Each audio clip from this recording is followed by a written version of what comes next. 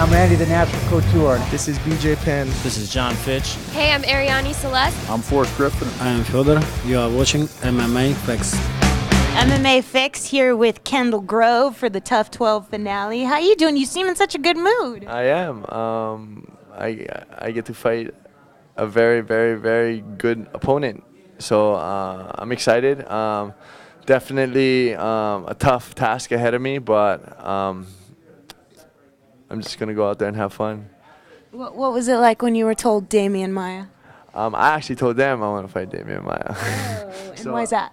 Just because I want to get ahead in my career, and the only way to do that is I got to fight notable opponents. No disrespect to any of my other opponents, but before I like, oh, who you fighting? Oh, so and so. Who's that? Or now when I tell people, oh, who you fighting? Demian Maia. Oh, stay off the ground. So it's definitely. I know I'm getting to where I want to be, and that is recognized as one of the best fighters in this organization. And in order to do that, I got to beat people like Demian, beat people in that title contention, and yeah, and I don't look past nobody, but that's the only kind of fighters I want to fight from this point on. When the fights were first announced in the sports books, Demian Maia was a minus 500. Now it's closing in. He's minus 350. You're plus 280. That's pretty good for you as the underdog. You think you're going to put some money down on yourself? Nah, I never bet on myself, but tell all your friends. And if you do bet on me and you do win, I'm waiting for my 10% down in the lobby. So I'll be in front of the sports book with my hand out like that. nah, just joking. No, yeah, I wasn't surprised. He just fought for a title, you know what I mean? And he went the distance with the champ. And who am I? You know what I mean? Who like? You are the tough 3 champion. Yeah, tough 3. Whoa, way back then. But other than that, like my last fight, I fought Goran. It was the undercard. You know what I mean? And he's fighting always pay-per-views, and so and plus I don't let that stuff bother me. Like I don't let that shit get to my head where, oh shit, either way we're fighting. No matter if I'm a plus 1 billion. You know what I mean? No matter what. Saturday night, gates were closed. We're still gonna touch each other's face with each other's hands, and that's all I care about. He is a jiu-jitsu master. Well, what is your game plan? And if he gets you on the ground, are those spider legs gonna help you out there? I'm gonna go do a jiu-jitsu match with him.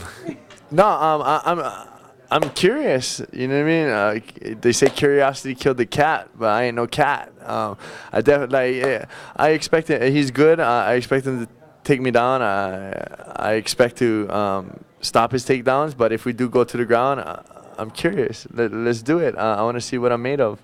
How have you been preparing for him? Every way possible. I had Brazilian, I had jiu-jitsu black belts come in from Brazil. I had Olympic wrestlers come down from the mainland. And you have your own gym. I have my own gym on Maui, and I just bring everybody on Maui.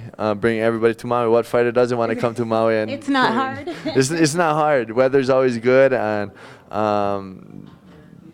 some of them was only supposed to be there for 2 weeks. They're going on 1 month. They're still there, and I'm not even there because you know what I mean. It's below 0 where they're from, Minnesota, so they don't want to go back.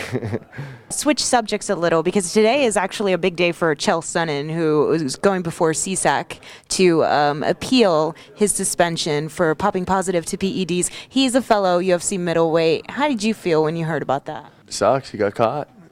Do you is that what you think? Or I've heard that he had low testosterone levels, and I mean, do you think it was fair of him to be taking any testosterone shots? You know what I mean? His medical is his medicals. You know what I mean? Like if he had to do that because he's not producing enough or whatnot, I don't know. I don't know the story. I just heard what media blew up and whatever, and you should never go on that. But I'm a fan of his. You know what I mean? And like one day I wouldn't mind fighting him one day, you know what I mean? And it just sucks, you know what I mean? It sucks. It puts a damper on us as fighters. After all, MMA fighters always got a bad name with outside politics and stuff, and yeah, it just sucks when fighters get popped like that. But who knows? He could have needed it, you know what I mean? It could have been medically like a doctor could have prescribed him that, you know what I mean? But who knows? Only he knows. Do you think your suspensions are a little rough? Yeah. I think 6 months would be good. But I don't plan on getting suspended for anything. So no worries for you. Obviously.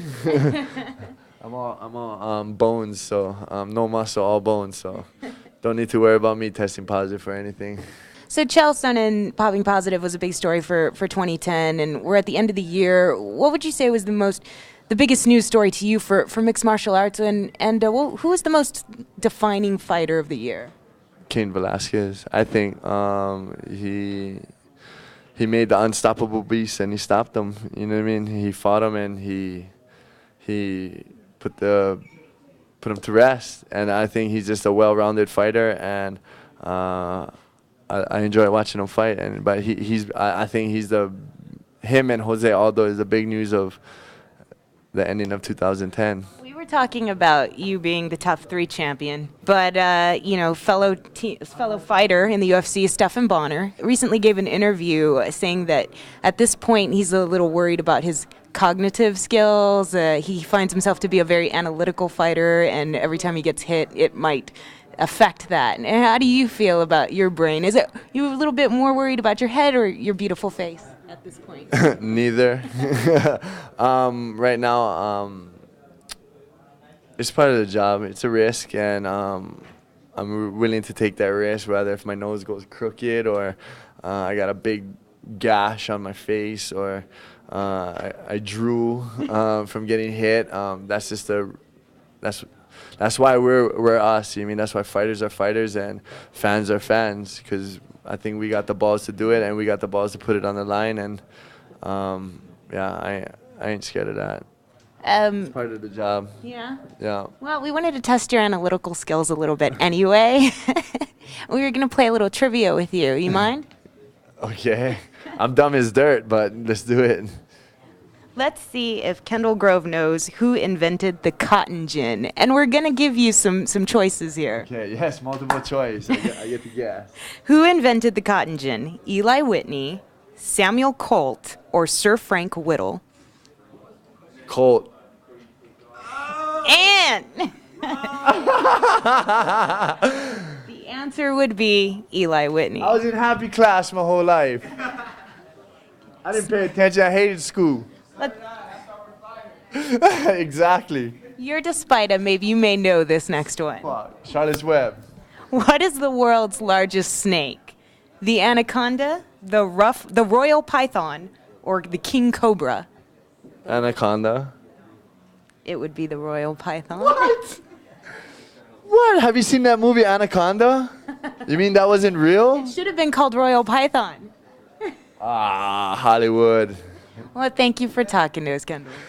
I just proved I'm a fighter. I'm dumb as dirt. All right, no problem. Thank you, guys. Thank you to all the fans. Come watch Saturday night.